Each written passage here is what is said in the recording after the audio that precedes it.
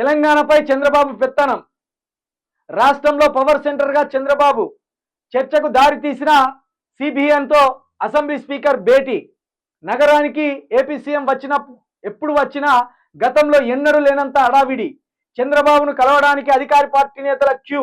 ఉమ్మడి రాష్ట్రానికి సీఎంల చంద్రబాబు వ్యవహరిస్తున్నారా? టీడీపీని బలోపేతం చేసే వ్యూహంలో భాగమా? కాంగ్రెస్లో అసలు ఏం జరుగుతుంది?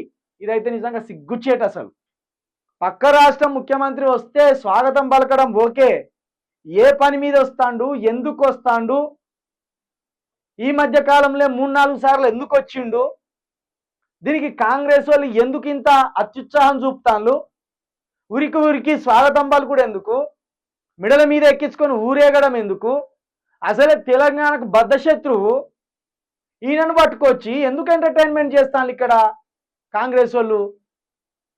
ఇక అధికార పక్షంలో ఉన్న నేతలు క్యూ కడతానంటే ఈయన ఎన్డీఏలో కీలక భాగస్వామి.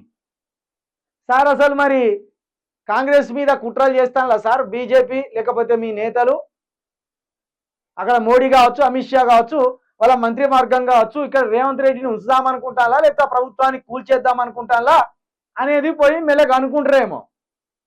ఒకవేళ కూలగొడదామనే ఆలోచన ఉంటే సార్ మరి నెక్స్ట్ మేము ఏం స్టెప్ వేయాలా సార్, బీజేపీ సైడ్ పోవాలా, మీతోటే ఉండాలా, మీరు ఏమన్నా టీడీపీని ఇక్కడ మళ్ళీ బలోపేతం చేస్తారా, ఇట్లా మాట్లాడుకుంటారేమో. అరే తెలంగాణకు బద్ధశత్రువు తీసుకొచ్చి నెత్తి మీద కూర్చోబెట్టుకుంటాను. తెలంగాణ ఎప్పుడు ఆగమైపోతే బాగుండు అనేటట్టు చంద్రబాబు నాయుడుకు ఉంటుంది. నిన్న నీటి సమస్యను పరిష్కరించుకుందరు రారా అని పిలిస్తే ఏమంటాను, తెలంగాణ దగ్గర మస్తు పైసలు ఉన్నాయి, తెలంగాణ దగ్గర ఖనిజాలు ఉన్నాయి, తెలంగాణకు హైదరాబాద్ లాంటి రాజధాని ఉన్నది, ఆంధ్రప్రదేశ్కి అది లేకపో